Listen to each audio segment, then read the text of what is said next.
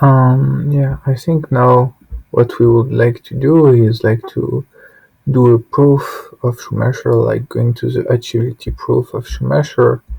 And for this, we'll need first to have two lemmas that we will prove. So the second lemma that we will prove will be Shannon measurements,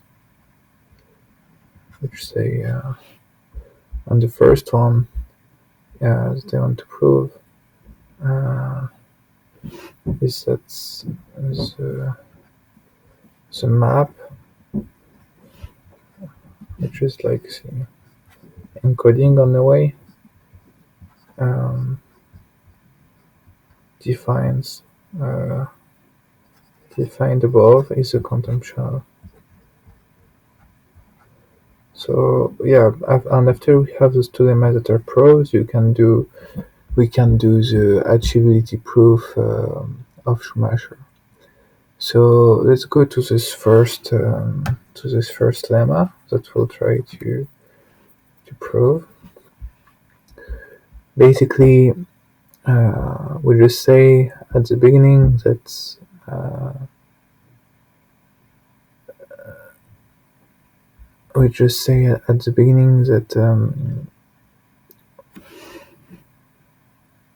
that the main idea is just to leave Shannon proofs using typicality, you know.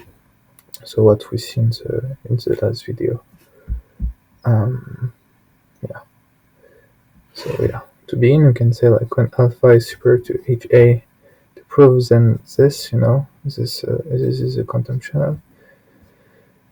We can say that when alpha is strictly superior to HAX is, then we construct an N alpha S,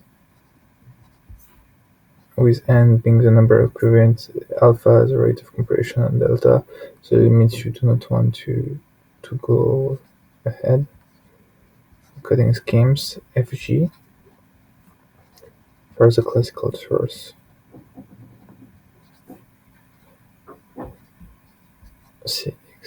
X such that we have like the G of f x1 to xn is equal to, which is just from the encoding and the offset decoding, you know, G for the f for the encoding and t for the decoding, leaving into n epsilon.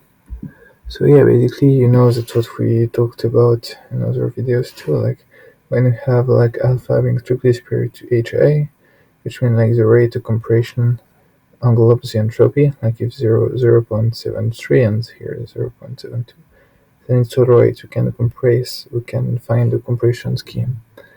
That's the idea, you know, with f being the encoder and she's the decoder, and you retrieve your x1 xn after the encoding and the decoding. That's the definition of comparison without loss. So yeah, that's it. Um, so now after we've seen this, so for large n of n, because you know, if n is like 1 or 2 qubits, like you can have luck or not have luck, depends. But like when you have a lot of qubits, like 1000 qubits or 1 million qubits, like it will normally approximate better, like it's asymptotically rate of compression. So yeah, to leave this because that's the Shannon stuff, you know, but to leave this to the quantum setting, we can like consider some cross operators.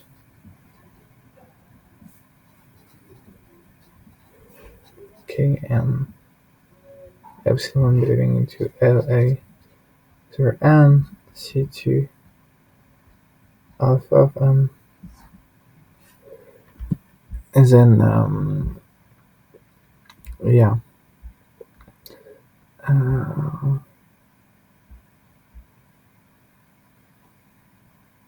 such that half k n epsilon is equal to the sum of x1 xn Tn epsilon of fx1 f to xn of fx1 xn. It's just like every vector in the typical subspace fx1 xv will be mapped to a unique q alpha n qubit, state of fx1 fxn. So this way we reduce the number of qubits because each typical stuff will go into a unique qubit. So how to explain it better is like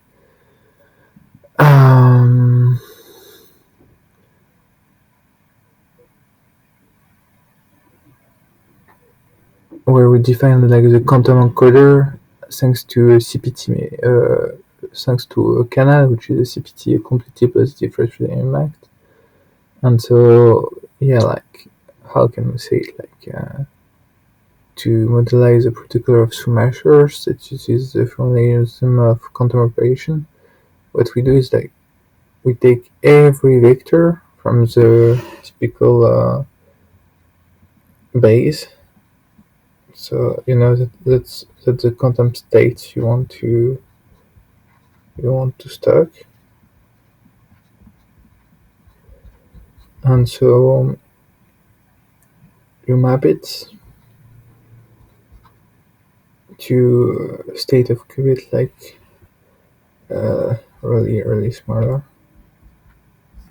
where it will be like only on C2n alpha, where at the beginning it was like x or n, and so you map like this to x1 bxn to fx1 fxn. So that's just the physical incarnation of Shannon encoder with quantum when you have quantum state. And so if our state is typical, then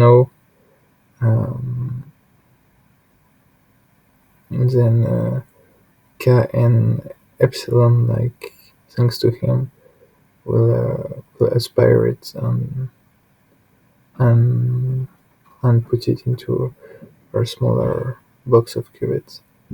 And if not, it will be less or more inert.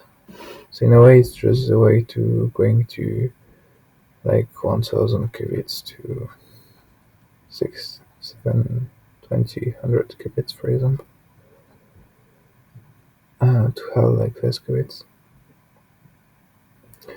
So yeah, after what we can say about is that can try to define the quantum global canal, like what arrives to the state, thanks to an equation, like more typically, what will arrive our states, like if we try to write the operation, if like it's like we let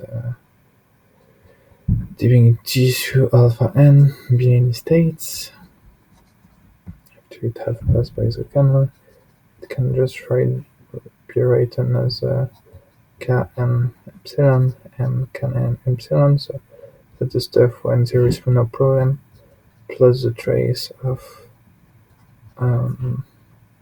identity minus kn epsilon dagger kn epsilon m psi, yeah, I don't, yeah. And so basically what it says, so it's just like no problem because it's in the typical top space, so we conserve it. It goes through Kn and is compressed.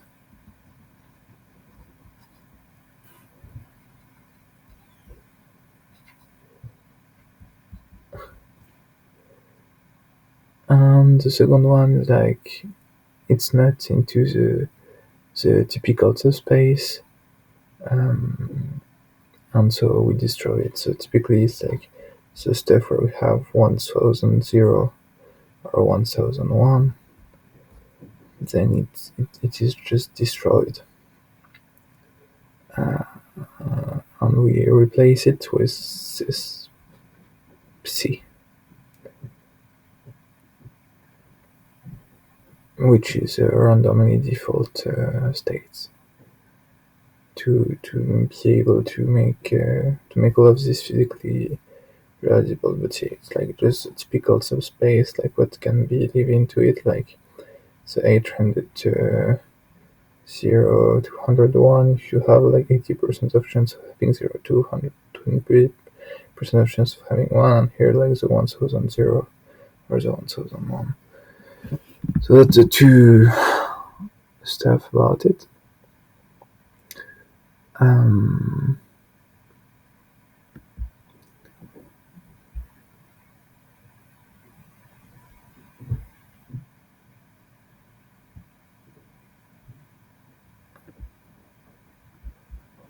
And so yeah, we know in a way just proved like masters the fact that we goes from classical to quantum and use Krauss operator for doing it.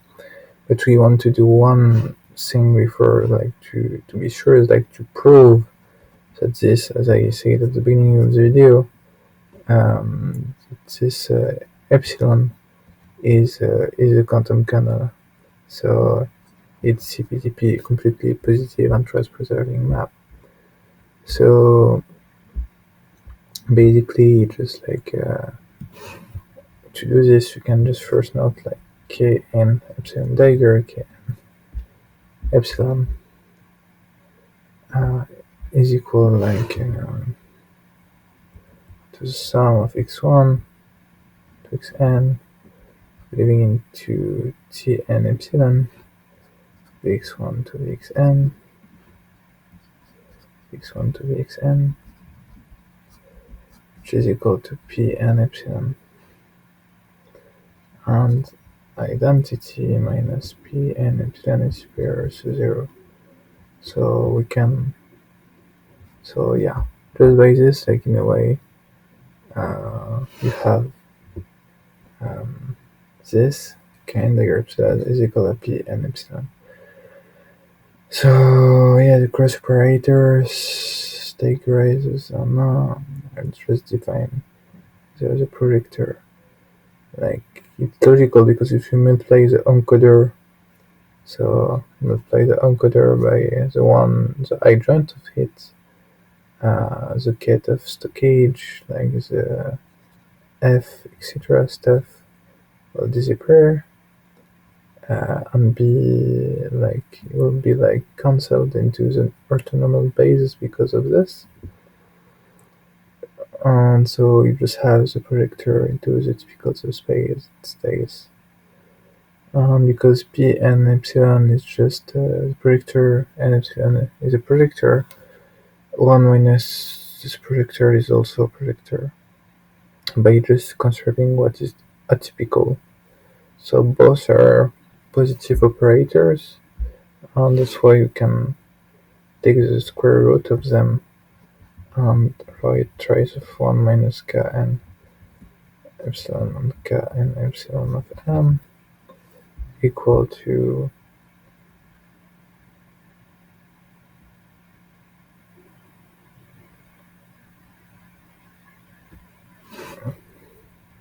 so you know that was what we found before for defining the kernel. That was here. It's literally the same. And so you can just write this as a trace of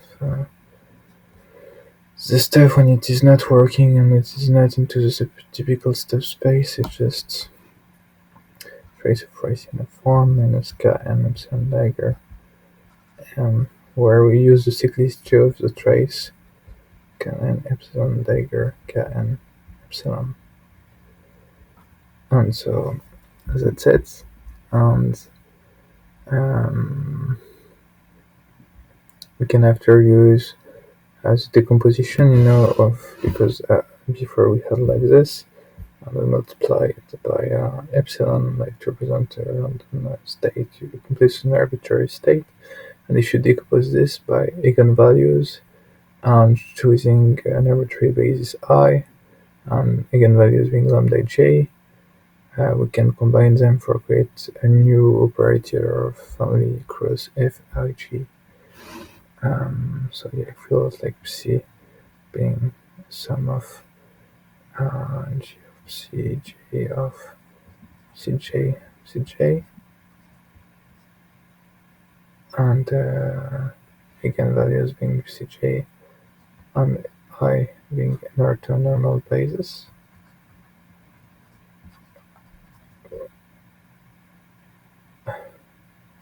For x or n, then we just can write fhg, just square root of ci of cji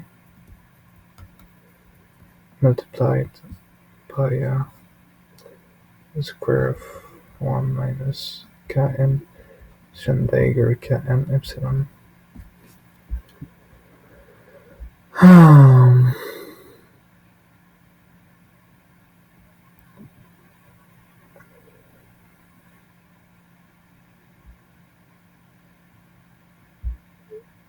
So yeah, we just take the trough state and decompose it with its spectral deposition, introduce this orthogonal basis I and fusion it with our square roots.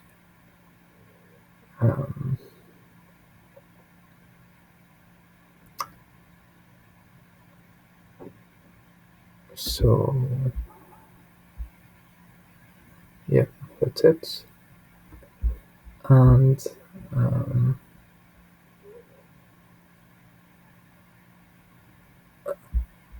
injecting like this into sum of ij of fij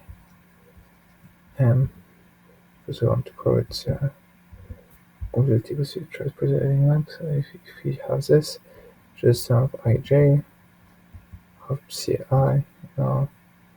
because like you take fij dagger too, so you multiply both, so it gives this. Multiply by cj, multiply by I, is the square root of 1 minus k 1 epsilon dagger k m epsilon multiplied by m of the square root of density minus k n epsilon dagger k n epsilon of I cj. So at the end, just sum of, if you factorize, the sum of j of cj of tj ci c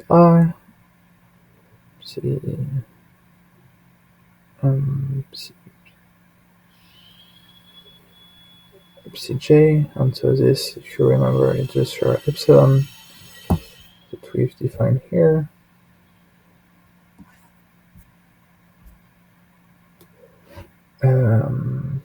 Is the sum of I plus the square root of identity minus k n epsilon dagger m rising of 1 minus k n epsilon dagger k n epsilon of I, which is equal to this is epsilon, and here this is just you can like remove the I and the I, and so you just relate back to rising of 1 of etc. So it's just at the end what we define here, the trace of 1 minus k n epsilon kn, because like just how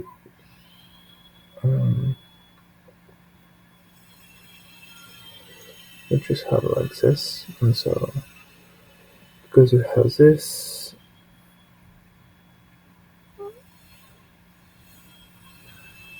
so erasing of 1 minus kn was a sum about it, like just a trace, and it's the trace of identity minus k and epsilon, because that's the same.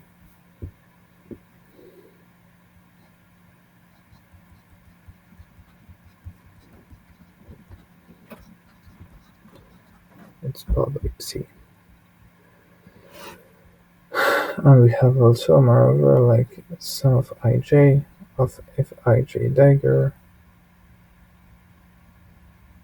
So like it's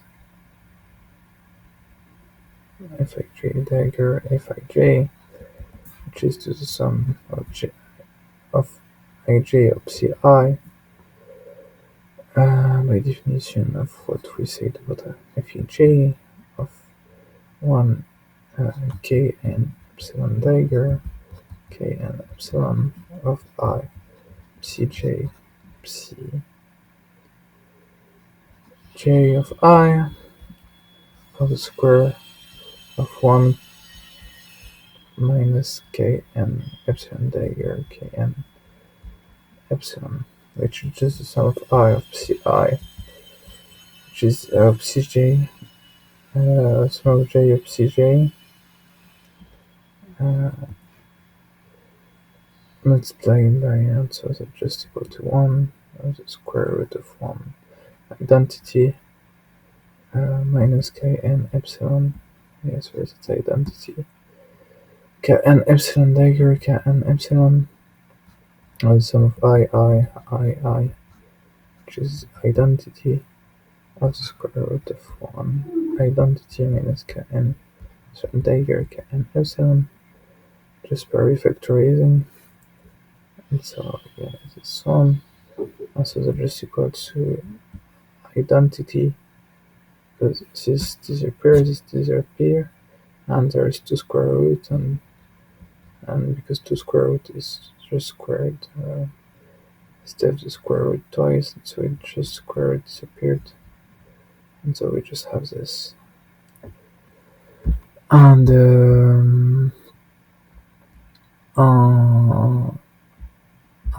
yeah, like if we additionate, so the contribution of the encoder of the decoder in a way, then it will annihilate each other, and it will be equal to 1. So that's cool. The trace is conserved. So can interpret the encoding map that like preserving the information that is in the typical subspace, and everything that is just irreplaceable. Well, that's what I said here, where we have like here there's no problem, and here it's like just everything by the trash in this case, and we can do like the same for the decoding channel.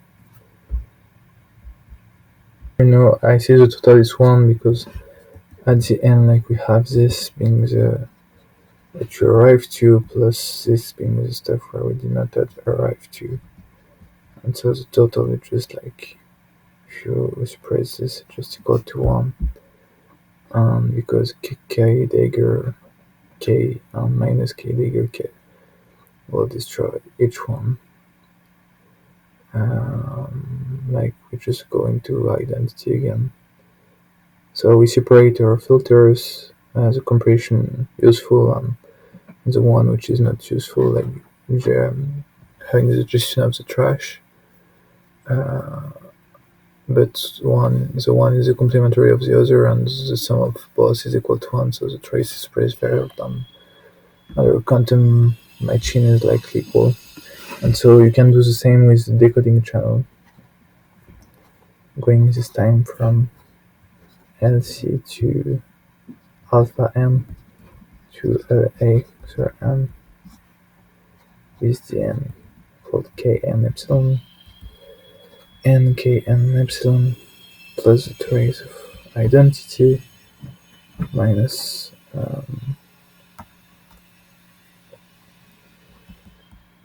k and epsilon dagger of m multiplied by rho or t, believing into the knowledge matrix of x or as any state. So yeah, that's it. It's just the same, and you can go like the old proof we did before and try to apply it here and see that at the end the encoding or the decoding map are preserving the information that are in the typical subspace, and everything outside the typical subspace is replaced by some junk n-qubit state psi. So yeah, that's it.